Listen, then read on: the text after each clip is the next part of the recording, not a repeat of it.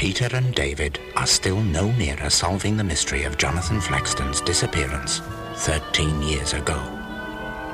Their search, however, has already shown them that there's a link between Jonathan and Sir Tarquin of Stilgo Lodge. A link uncovered by a young Chinese girl, Su Ling. The boys continue to meet, in secret, at Barnaby Sweet's cottage, halfway between the Flaxton and Stilgo houses. Got the diary? It's in my pocket.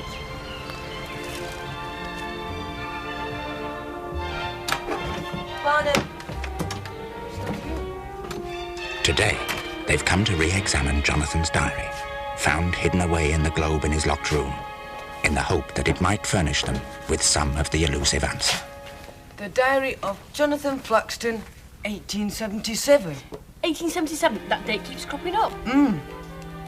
There's not much in it. I think we should wait till Barnaby gets back. Oh, he's probably out mouldy warting.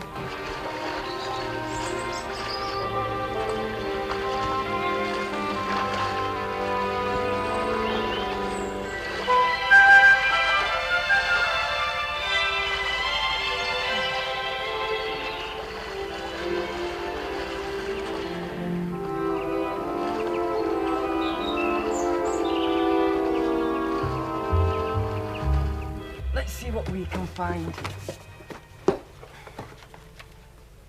That's strange.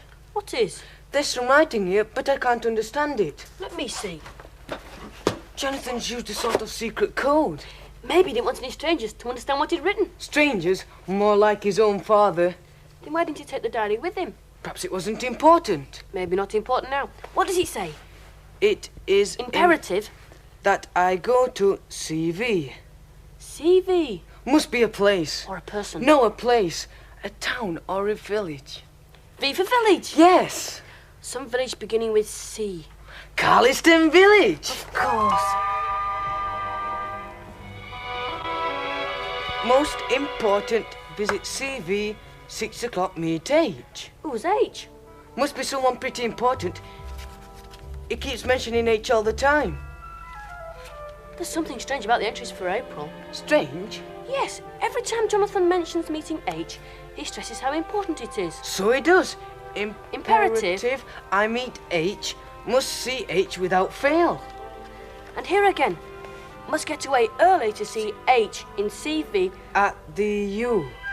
U. That U's meant to be a horseshoe. Horseshoe? Horseshoe. The blacksmith? Yes. Jonathan must have planned to meet H at the blacksmith's in Carliston. Is there one? There must be. Can't recall seeing one. Well, let's find out. If there is, he might remember who H is. Crazy Will.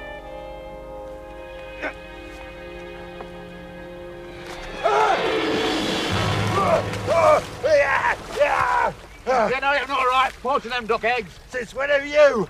What do you think of the bailiff after they all found out? What do you think happened to you then? Keep your mouth shut, eh? Not so crazy after all. Who says I am? Everyone. I like to keep myself to myself. People should. You talk to yourself, you dance with yourself. Oh, You chase rabbits. what's wrong with that? You just keep your own neck of the wood. Oh, well, if you don't tip me. You hear me? You keep yourself to yourself.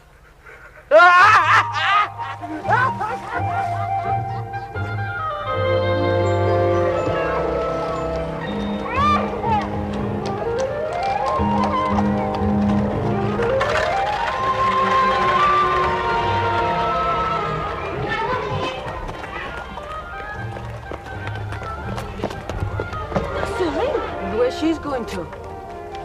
Let's call her. What's the matter? Mr. Flaxton's servant girl. There. If we call Celine, she'll know. And there'd be some real trouble then. Wonder what she's doing in Carliston. Shopping for my dinner. Or meeting the boyfriend. I mean Su Ling. I don't know. Hey, maybe she's got some news for us. Maybe. She's gone. Hey? Su Ling, she's just disappeared. She can't be far away. Yes, but we can't go looking for her. Not with Annie in the village. She's got eyes like a hawk. And we've got to go to the smithy shop.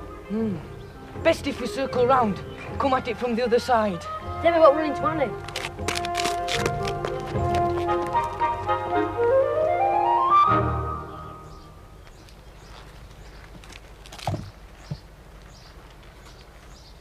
Oh, come on, now we're here. But the place is deserted. I think we ought to go find Suling. Oh, you can.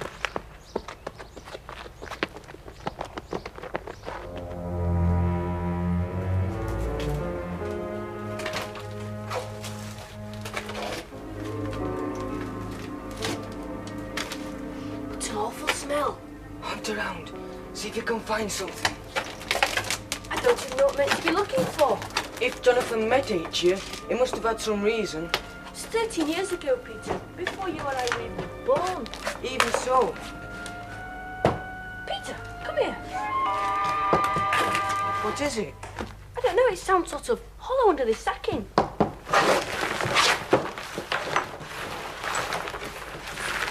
Afternoon, gents. Crikey. It's crazy, Will. Oh, hello, sir. Everyone knows me. I don't. Are you playing games?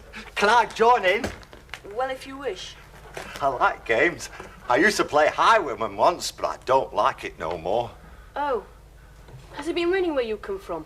No, they made me the highwayman once. They caught me and tried to hang me from the blasted oak. They wanted to hang me. Will, we've got important things to do. Here's a halfpenny.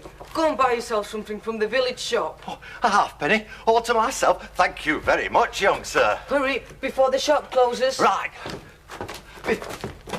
Before I go, seeing you've been so good to me, I think I'd better warn you both. Warn us? What about? About the smithy. He won't like it if he finds you playing in his shop. But the smithy's moved on. Look, the place is deserted. Ah, it looks deserted. It seems deserted. But that doesn't mean to say it is deserted. You don't mean this shop is haunted? Rubbish. It's true. May I be struck down here and now if it isn't? It's got a strange atmosphere. I've never heard of a ghost in Carliston. Neither have I. Ah, but you're just young lads, but it's true nonetheless. How do you know? Because, young sir, I've heard him. And so has many another in Carliston. What have you heard, Will? I'm not sure as I should say. I don't like meddling with the unknown. I knew it. He's making it all up. Am I? Oh, don't say you haven't been warned. Well, what happened then? It all began a long time ago, in 1877. 1877? Aye. The smithy was working late one night when 3 convicts forced their way in and made the smithy their prisoner. Why did they do that? They were after his money. Everyone knew he had a tiny bit put by, but he never let on where it was. Then they found the secret room and locked him up. Secret room? Is there a cellar under there? Ah, there used to be, but it's been filled in long since. Then what happened to the smithy? Oh, they was tortured, something terrible. But he never let on where the money was. Didn't he try to escape? Or call for help? A man can't do much shouting when folks have got hold of his tongue and... Oh, I told you it wasn't a pleasant tale, but he did put up a fight. I'll say that for him. Every night the convicts used to go down to the tavern, and it was then that the smithy would reach out for his hammer and strike it against the anvil in the hope that someone might hear him and come and help him. And did they? No, they were much too frightened. Once or twice a local lad would come in at the sound of the hammer against the anvil at the dead of night. And what do you think he found? Nothing. No one. Just the sound of this poor, demented man below hammering away, as if from nowhere. Mind you, they didn't find the secret room until years later. There was a young lad fooling around in here when he half fell through some rotten floorboards. And when they came to rescue them, they found the remains of the smithy below, still clutching his hammer. Well, it's a good story. Oh, but that's not the end of it. It can't rest, you see. From this day, every day, he hammers away, far into the night. And if you're passing by this way, and the sun's gone down, and there's nobody about, just the whistling wind, and the bats, and the night creatures, well, you'll hear for yourselves. What? His hammer, ringing loud and clear, striking against the anvil, and with each strike, you can picture his anguished face, all twisted, waiting for the help. that never came. Come on, David. I think we'd better get home. Aye, it's not the best place to spend your time.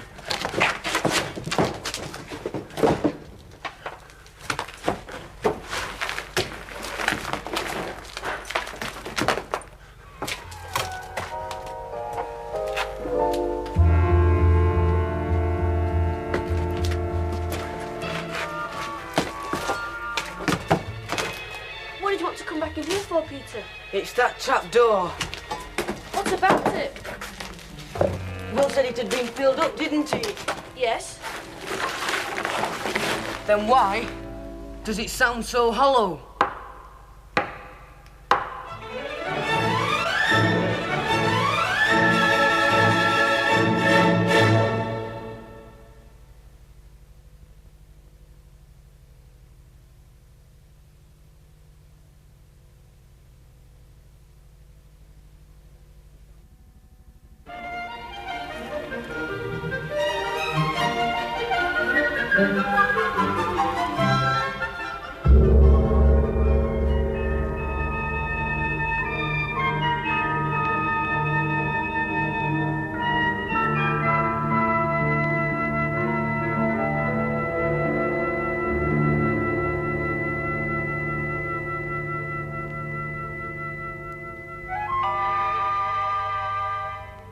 We could always come back some other time, Peter. We're here now, we might as well go and have a look.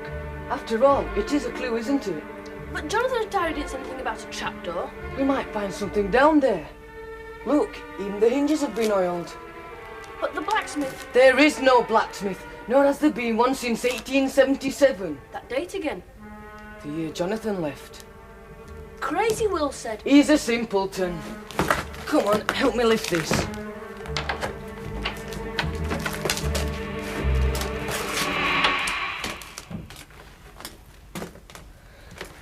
Do you want to go first? Not unless you do. It's all right.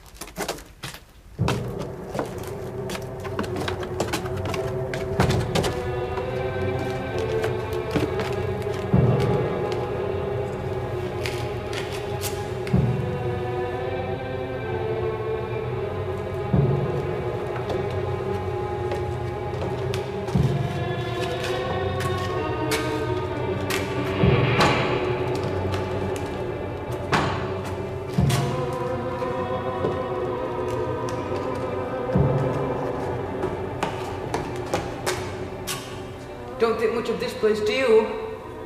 It isn't a cellar, it's more like a room, isn't it? And one that's had better days, too. A sort of hiding place. Could Jonathan have hidden here? From his father, you mean? I suppose so. Here's the anvil and hammer beside it. Well, it was a smithy's shop, wasn't it? But why keep them down here? Come on, we're supposed to be looking for clues. Try and find something to do with H. H for hammer. H is a person, bound to be. Jonathan was to meet him here. 13 years ago. Peter, it's getting late now. I'd rather not be here when it gets really dark. Frightened? Ah, Suli. Hello, Mr. Barnaby. This is a pleasant surprise, and no mistake. I asked in the village for your house, yet it was still difficult to find. Aye, it's a bit off the beaten track. Well, to what good fortune do I owe this visit? Hope it is good fortune. You've not been having more trouble at the South China Trading Company, have you? Them Tongmen not been back to plague you, have they? No, many thanks to you. I'm sure they will never return. Ah, good. I remain in your debt. Think nothing of it. I'll put the kettle on, we'll have some tea. Because I expect to be a bit different than the stuff you're used to. But it will be most welcome. Sit down with you. We'll have no more talk about debts. But this is why I've come. Oh? I wanted to help. The boy seems so anxious to have news of the man who disappeared. Jonathan Flaxton. Lad's got a bee in their bonnet about him. But it's so long ago. Do you have any news then? I may have. May? I made many inquiries after you and the boys left my office in Harrogate. And I also searched through more of the company's ledgers. Huh? I found many references to our jade buyer in Foochow. During the past 2 years, he has sent us jade to the value of £700. And yet I've only docking receipts for £540. There are many jade consignments which have not reached our office. What does that mean? It means that jade is coming into this country illegally. Someone is stealing from us. Well, what's this got to do with Jonathan Flaxton? Perhaps nothing. Perhaps everything. I also learned our jade buyer is an Englishman sent there by my father. When? Late in the year 1877. You think your buyer might be Jonathan Flaxton?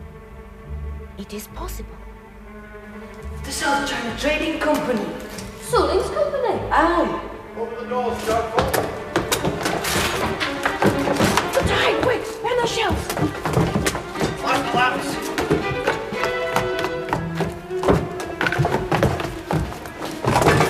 Better start now.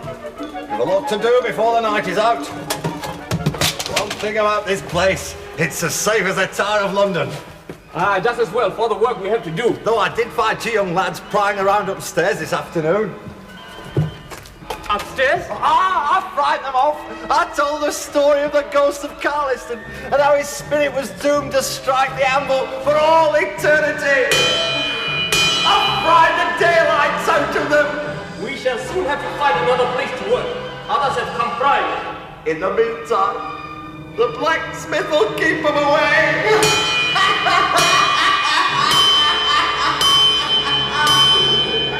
So it's possible that Jonathan Flaxton, if he is still alive, could be a rogue. It's not set the lads no end. But I've no proof. Even so, it looks bad. Will you tell the boys? It's best to know. Let them make up their own minds. What do you suppose is happening to this Jade? I suspect one of my clerks, a man called Chow Fong. He's been in trouble with the police before. He could very easily steal the assignments before they were delivered to Harrogate and share the profits with Jonathan, if he was in Foochow. Yet the risks are great. I best try and locate the boys and tell them. They said they're going to try and seek out some clues from Jonathan's diary. Oh, the diary is here. Eh? Oh, well, perhaps that'll tell us where they're gone. It's just as likely they're bird nesting. What's this? Carliston Village, blacksmith's shop. Well, that's strange. Strange? The blacksmith's shop in Carliston Village has been deserted for many a long year. 12 or 13 years, as I recall. In 1877? Be about that time. There is an omen about that date. A bad omen. Yeah, it would seem so. We'd best find out what those lads are up to. That blacksmith's shop's got an evil reputation, too.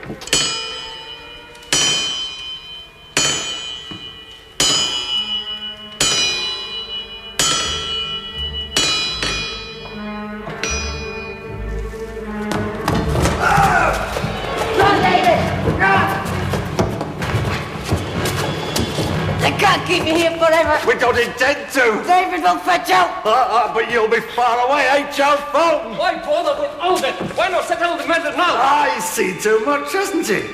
It can be managed quickly, neatly, and very silently. Fulling! Hey, lad. We must hurry. I'm finished here. A pity we have to leave this place. The governor won't be pleased, will he? You will explain to him when you see him then. It was not our fault. I'll try. Come on, lad. Oh, you got pluck, I'll say that for you. I'll go fast. You hang on to me. Go on, struggle away, choke yourself to death. With any luck, you'll save us a lot of trouble. Wait, no, come on, I'll take him up. You bring up the stuff, and then we'll find the other lad. The lad's right here, Will.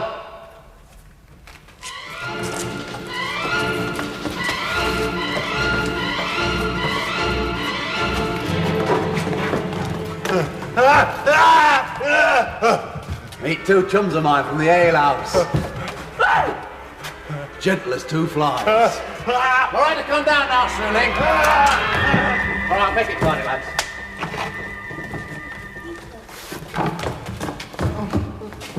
Is he all right? He seems to be. Better be. I'm glad to see you, Barnaby. She was just up there. I bumped into them on No the way accident out. either. It was Su Ling's doing. There's some of your stuff down here, Suling. I think you better have a look at it before you call for the police.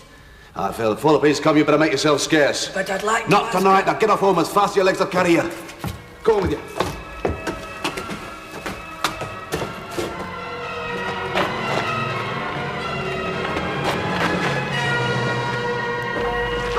See you, Peter! The lad said that they were putting something into it.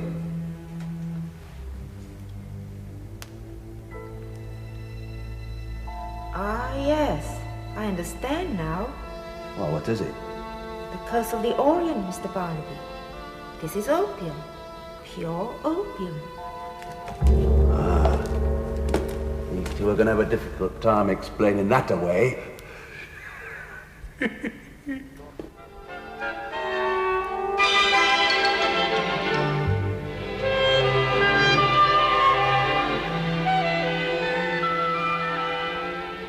Opium? That's right, opium.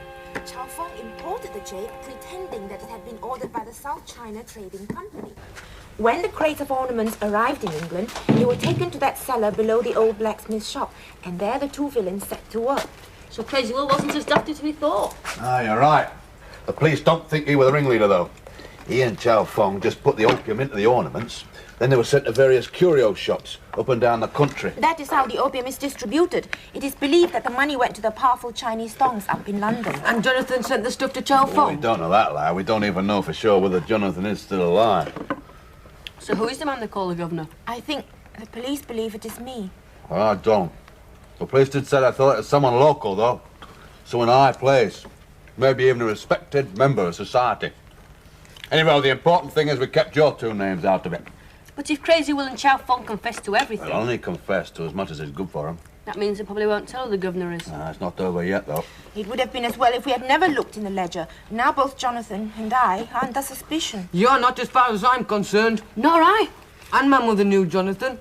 She says he was a kindly man. And my father had never made a good friend of him if he was a rogue. Do you think Jonathan could have really been a rogue? No. Well, I'd better escort Su Ling back to Harrogate. I thought you said you were going to see about that mole running Shuttleworth Woods, Barnaby. Why, so, Good. That leaves the escorting of Suling to Peter and I. Here, now you take care now. I'll see you later, then. Bye, Barnaby. Bye-bye. Enjoy your The boys may have helped bring Crazy Will and Chow Fong to justice, but they still have a long way to go before discovering the truth about Jonathan Flaxton. After all, who is or was the woman whose picture is in the blacksmith's cellar and is also in the locket found in Jonathan's room?